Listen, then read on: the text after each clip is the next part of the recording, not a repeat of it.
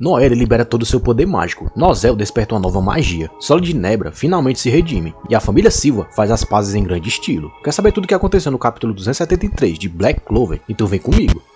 O capítulo começa com a Cahone e o Kiato falando que os Silva cuidassem do resto para eles. Lembrando que esses dois foram essenciais nos capítulos passados, tanto para apresentar o Deus Dragão do Mar para Noelle, quanto para curar o Nozel e proteger Nebra e Solid, enquanto a Princesa da Água lutava contra a Ace. Nebra usa o seu jutsu da névoa oculta, quer dizer, a sua magia Floresta da Névoa Sinuosa, para limitar a visão da sua mãe, enquanto eles ganham algum tempo para pensar em um plano. E olha só, porque o Nozel relembra de algo que eu falei na análise passada, de que a Noelle tinha um baita poder oculto, que ela precisava descobrir como destravar ele. O capitão da Casa Silva fala que a Noelle, inconscientemente, passou a reprimir sua magia oculta, enquanto usava apenas parte dela para lutar, ignorando o fato de que tinha uma baita reserva mágica dentro de si. Nozel fala que o plano era distrair a inimiga e pegar ela com um ataque concentrado, usando o poder oculto da Noelle, junto com os poderes de Leviatã. E quando a Princesa da Água diz que aquilo era impossível, seu irmão responde que esse era o único jeito de vencer. Só que, sendo bem sincero, eu esperava mais do Nozel, como capitão que pretende se tornar um rei mago um dia, porque o cara não conseguiu fazer quase nada nesses últimos capítulos, o que prova que a Casa Silva, na verdade, só tem nome. Só pra você ter uma ideia, parando para comparar o Nozel com outros capitães, fica bem clara a diferença de evolução aqui, porque o Jack, por exemplo, conseguiu executar um corte que atravessou o reino inteiro. O Yami fez o mesmo com seu corte das sombras que atravessou dimensões. O Fuego Leon exterminou 5 anjos do Lucius ao mesmo tempo, e a Mereoleona, que nem é capitã, exterminou um dos paladinos do Lucius com seu poder mágico de fogo. Então eu realmente esperava que o Nozel fosse pelo menos ter um feito parecido, ou então conseguir bater de frente com a Ace, a ponto de pelo menos dar algum trabalho pra ela. Só que o que ele fala da Noelle realmente faz sentido, porque a Princesa da Água já quase destruiu o QG dos Touros Negros lá no passado, e só não fez isso porque o Asta usou a sua antimagia para impedir ela. Acer dispersa a névoa, apenas com a sua áurea mágica, e chama os filhos para o combate. Nozel aceita o desafio, falando que era o seu dever, de irmão mais velho, proteger os caçulas. Diz que a partir dali, ele confiaria todo o resto aos seus irmãos. O capitão fala que vai descartar o seu estilo de luta rápido para focar na defesa absoluta, ativando a sua magia de Mercúrio, Guardião Prateado. E o nome não é à toa, porque ele consegue parar o ataque da Acer, aquele mesmo que quase acabou com a Noelle no capítulo passado, com apenas uma das mãos, que impressiona bastante a paladina do Lucius. O que dá pra notar dessa forma do Nozel, que lembra muito aquela do Surfista Prateado da Marvel, é que ele perde muito em velocidade, mas em compensação, ganha muito na defesa contra ataques poderosos. E como ele sabe que a inimiga agora vai passar a focar todos os ataques nele, que tá na linha de frente, essa é uma jogada perfeita para pelo menos ganhar algum tempo. Nozel fala para Nebra e Solid que eles sabiam o que fazer, e se afasta com a Ace, falando que eles não tinham muito tempo. Os irmãos falam que vão usar todo o seu poder para direcionar a magia da Noelle, e que ela se preocupasse apenas em liberar todo o seu poder, que estava selado de uma vez só. Enquanto isso, Nozel resiste a todas as rajadas de água jogadas contra ele, pressionando sua mãe cada vez mais para longe dos irmãos. Porém, Ace percebe que a magia de Mercúrio do filho estava envenenando ele, e que aquela defesa absoluta tinha um preço, que mais cedo ou mais tarde, ela deixaria o Nozel totalmente incapacitado. O que é mais bizarro é que a gente nunca imagina que uma magia de defesa vai cobrar um preço tão alto, porque geralmente são nos ataques que os personagens costumam colocar tudo de si e se sacrificar. Temos vários exemplos disso, como o Escanor de Nanatsu no Taizai, o Gai de Naruto, o Hajime de Jujutsu Kaisen, ou até o modo Berserk do Kaiju número 8. Mas seja como for, mesmo sendo uma magia de defesa, ela ainda está servindo ao seu propósito, que é de ganhar tempo, enquanto a Noelle carrega a maior magia de água que já vimos em Black Clover. A Ace passa a atacar o Nozel fisicamente, dizendo que ia livrar o seu filho de toda aquela dor. Mas nos céus, ali perto, Nebra e Solid ficam impressionados com o tanto de magia que a Noelle estava invocando, mas a maga fala que ainda precisava de mais para acabar com a inimiga, e começa a juntar também o poder de Leviatã, junto com o dela. Lembrando que Solid e Nebra não estão dando suas magias a Noelle, já que ela já tem bastante, mas sim, estão usando seus poderes para ajudar a controlar aquela magia insana. Se não, pode ter certeza que a Princesa da Água perderia o controle e é bem capaz que ela pudesse destruir o reino inteiro, antes mesmo que o Lúcio pudesse fazer isso. Por isso, inclusive, que eu acho que a Noelle completaria a trindade ao lado de Yuna e Asta na batalha final contra o Lucius, porque ela tem potencial para se equiparar a esses dois. O problema é que aquele acúmulo de energia mágica é tão difícil de controlar que começa a machucar quem estava próximo da Noelle, passando a ferir Solid e Nebra, que já parecem bem machucados. Só que os irmãos falam que aquelas feridas não eram nada, comparadas ao tanto de dor e sofrimento que eles já causaram a Noelle, e eu não poderia concordar mais. Inclusive, no vídeo passado, eu falei que eles não tinham mudado coisa nenhuma, e a prova disso foi o Solid questionando a Noelle se ela não sabia quem ele era, pra ficar à toa se preocupando com ele. Enquanto luta, Nozel também fala o mesmo, e diz que aquela dor que ele sentia devido ao processo de envenenamento daquele modo, era a punição perfeita por tudo que ele tinha feito a Noelle passar, mas também era aquilo que ia permitir que ele recuperasse aquele laço laço e pudesse reconstruir a sua família. Só que se a gente for pensar bem, a Noelle só chegou tão longe por causa desse desprezo. Foi o desprezo da família toda que fez ela ir para os Touros Negros, que fez ela conhecer o Asta, que fez ela chegar tão longe, embora ela ainda esteja longe daquilo que ainda pode alcançar. Então, eu não descartaria esse arco de crescimento da Noelle, que foi tão importante para que ela se tornasse quem é hoje. Noelle fica em dúvidas se deveria continuar acumulando magia, já que os seus irmãos estavam sendo feridos. Mas que escolha ela tinha? Eles precisavam derrotar a Arce ali, senão já era. Além disso, seus irmãos estavam ali por vontade própria, a fim de tentarem se redimir por tudo que fizeram, mas sobretudo para voltarem a ser uma família novamente. Solid fala exatamente o que eu falei no vídeo passado, que ele invejou a Noelle porque o seu poder mágico de água era bem maior do que o dele, e por isso ele diminuía tanto ela, a ponto de ficar aliviado depois de descobrir que ela ia ser mandada para longe, para o esquadrão dos Touros Negros, por não conseguir controlar sua magia, já que ela também era um risco para quem estava próximo dela. Nebra também confessa o motivo da sua picuinha com a Noelle, falando que ela era a imagem esculpida da sua mãe, que era tida como uma das mulheres mais belas do reino, que não suportava sua presença. E foi exatamente como eu expliquei na análise passada, essa galera maltratava a Noelle por pura e simples inveja, cara, como ficou provado nesse capítulo. Eu no lugar dela não perdoaria, até porque eu acho muito difícil que eles tenham mudado tanto da água para o vinho, assim do nada. Mas ao pedirem perdão juntos, Noelle perdoa os dois, sem pensar duas vezes. Na mesma hora, Noelle sumona um dragão de água, que é uma mistura do deus dragão do mar com toda a sua magia de água oculta. Só que sendo bem sincero, eu esperava mais desse dragão de água da Noelle, que aqui não ganha nenhum nome novo, já que ela já tinha mostrado antes magias muito mais extravagantes. O dragão de água da Noelle solta uma rajada de energia concentrada na direção da Arce, que um pouco antes tem o seu cajado tomado pelo Nozel, em sua última tentativa de deixar sua mãe sem opções de defesa. Arce poderia ter desviado, mas cometeu o erro fatal de achar que poderia parar aquilo com a sua águia de água. Mas a magia da Noelle é tão poderosa que atravessa a ave como se fosse nada, acertando finalmente a maior oponente que os Silva já enfrentaram até agora. A paladina começa a se desfazer, enquanto fala que estava feliz e satisfeita por ter conseguido ver o quanto seus filhos tinham crescido. É engraçado que lá no começo da luta era só crítica e humilhação contra os coitados, mas de repente o papo muda para elogios. Mas claro que isso faz muito sentido, já que a Arce, seja uma cavaleira mágica ou um ser reencarnado, valoriza a força acima de tudo. E podemos dizer com tranquilidade que a paladina foi crucial, mesmo de forma torta, para que os seus filhos fizessem as pazes e para que a sua família fosse restaurada finalmente. Antes de ser pulverizada de vez, Arce reconhece tudo que os seus filhos fizeram